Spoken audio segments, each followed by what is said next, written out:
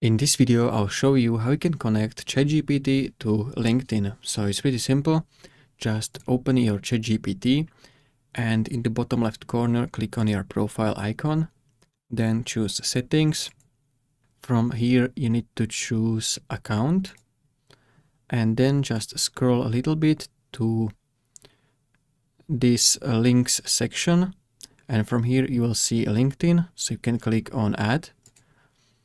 This will redirect you to LinkedIn login page. So you just need to log in to your LinkedIn account. You need to allow this. ChatGPT verification would like to use your basic profile, including your name, photo, headline, and public profile URL.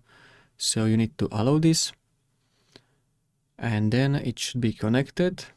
So as you can see, your account is now connected. Here is this LinkedIn. So this is my LinkedIn account. So this is how you can connect ChatGPT to LinkedIn. If you found this video helpful, consider subscribing for more tutorials.